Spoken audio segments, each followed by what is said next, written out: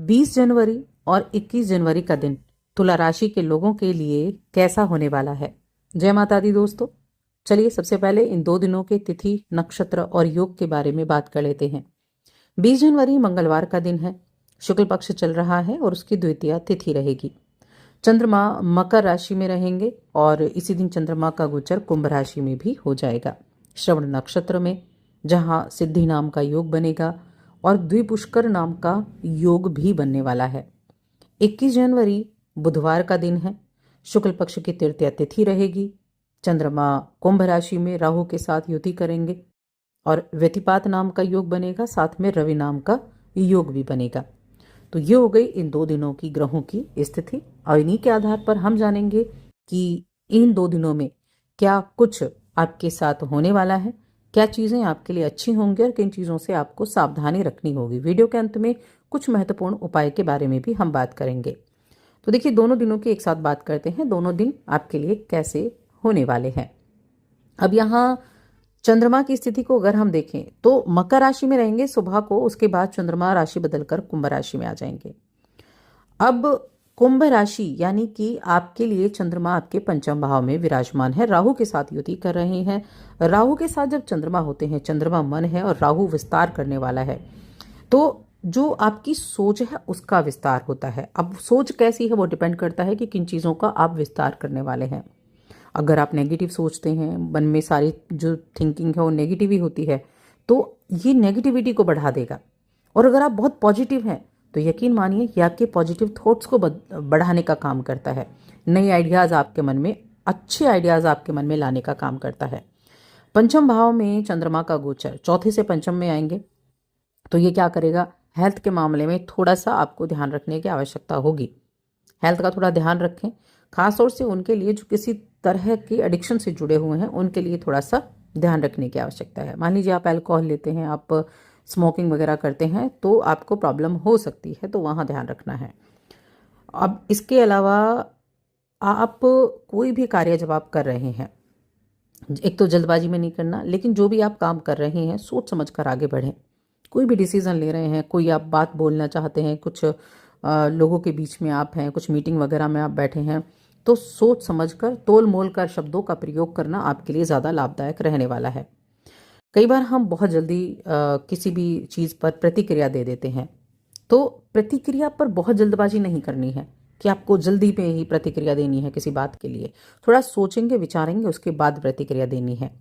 नहीं तो ये आपकी कुछ ज़रूरी जो लम्हे हैं ना दिन के, उनको बर्बाद कर सकता है। तो इसीलिए थोड़ा सा ध्यान रखना है, खुद को मजबूत करके चलना है और जो भी आपकी लाइफ में चल रहा है उनको एक्सेप्ट करना है। अब आप जिन लोगों के साथ आपके संपर्क हैं, आप एक व्यापारी हैं, आप नौकरी करते हैं, आपका बिजनेस है और कुछ ऐसे लोग हैं जिनको आप जानते हैं, उनके ज़रिए आपको आमदनी के नए सोर्सेज भी बन सकते हैं। आपकी जो जिम्मेदारियां हैं, उन जिम्मेदारियों को बखूबी निभाते हुए कुछ एक्स्ट्रा चीज़ों पर आप काम करना चाहेंगे। काम अटके हैं लेकिन उसके बावजूद आप बड़े खुश हैं। अटके हुए कामों को आपको पता है कि आप अपने कार्यों को पूरा कर लेंगे, तो आप बाकी चीज़ों पर भी ध्यान दे रहे हैं, अपने घर परिवार पर, अपने जीवन साथी पर, इन पर भी आप ध्यान दे रहे हैं। देखिए, ऑफिस में अगर आपकी कोई योजना अटकी पड़ी है, आप अपनी किसी योजना पर आप काम कर रहे थे और वो आपका अटका पड़ा हुआ है, तो सबसे पहले अपनी आंखों को खुला रखें, उन योजनाओं को पूरा करें, चारों तरफ हो रही गतिविधियों के प्रति सजग रहें। क्योंकि कई बार होता है ना कि हम जिन चीज़ों को बड़े ईजिली लेकर चलते हैं कि ये तो हो जाएगा, वही चीज़ें आपको बाद में परेशान कर देती हैं। तब आप सोचते हैं काश आपने उसको पहले कर लिया होता। इसलिए जो काम आपके हाथ में है उस काम को पूरा करके तब आप आगे बढ़ने के बारे में सोच विचार करें। धन संपत्ति के मामले में आज का दिन बहुत अच्छा बना हुआ है। दोनों ही दिन मैं कहूँगी बहुत अच्छे बने हुए हैं। सबसे ज़्यादा 20 तारीख का दिन है, 21 तारीख का दिन भी अच्छा है। तो धन संपत्ति आपको प्राप्त होने वाली है। उसके लिए जो आप प्रयास, देखिए प्राप्त होने का मतलब ऐसा नहीं कि डेली आपको पैसे मिल रहे हैं। जो उस दिन आप कार्य कर रहे हैं और उस दिन के कार्य से जो आपका पैसा बन रहा है वो आपका सिक्योर है, वो आपको मिलने वाला है। अगर आप बेरोजगार हैं, आपने नई नौकरी के लिए आपको प्रस्ताव जरूर मिलने वाले हैं। अगर आपने कहीं अप्लाई किया था तो वहाँ से आपको कॉल आ सकती है। और ये जो कॉल होगी ये ऐसी जगह से कॉल आ सकती है जहां हो सकता है कि आपने पहले भी ट्राई किया हुआ हो, ऐसी जगह से आपको कॉल आ सकती है। तो अपने सामने अपने हर एक विकल्प को खुला रखना है और एफर्ट से दिल नहीं चुराना है, क्योंकि बिना एफर्ट के कोई भी प्लैनेट हो, कोई भी बिना एफर्ट के आपको कुछ नहीं दे सकता है। तो कर्म पर विश्वास ज़्यादा ज़रूरी है। इसलिए अगर आप दूसरी बार भी वही इंटरव्यू के लिए जा रहे हैं तो पूरे कॉन्फिडेंस होकर जाएं और एक पॉजिटिविटी के साथ आपको जाना है, क्योंकि जब आप प्रयास करेंगे, आप पॉजिटिव रहेंगे, चीज़ें तभी काम करेंगी। फाइनेंशियली अगर देखा जाए तो काम के क्षेत्र में आर्थिक लाभ के संकेत हैं। अगर आप कोई एनजीओ चलाते हैं, कोई चैरिटेबल संस्था है आपकी, या इस तरह के काम को करने के बारे में आप सोच रहे हैं, तो ये कार्य आपके लिए काफ़ी अच्छा होने वाला है। अगर आप पहले से कर रहे हैं तो आपको कहीं ना कहीं से कोई चैरिटी आपको मिल सकती है। आप आर्थिक रूप से थोड़ा स्ट्रांग हो सकते हैं अपने कार्य को करने के लिए। कोई दान है वगैरह आपको ऐसा मिल सकता है जिससे संस्था की स्थिति बदल जाए और आप उस पैसे को बेहतर काम के लिए इस्तेमाल कर सकें। और अगर आप ऐसे किसी कार्य को करने के बारे में सोच रहे हैं तो किसी एक अच्छे ग्रुप के साथ मिलकर, एक अच्छे पार्टनर के साथ मिलकर आप इस कार्य को करें जिनका जो ऑरा है वो आपके जैसा हो। ऐसे लोगों के साथ मिलकर आपको काम करना है ताकि आगे चलकर इसमें आपको कोई प्रॉब्लम ना हो। अब पारिवारिक जीवन अगर देखा जाए तो पारिवारिक जीवन में थोड़ा ध्यान रखने की आवश्यकता है, क्योंकि वहाँ जिम्मेदारियां ज़्यादा बढ़ सकती हैं, जिसकी वजह से आप नाराज़गी का केंद्र बन सकते हैं।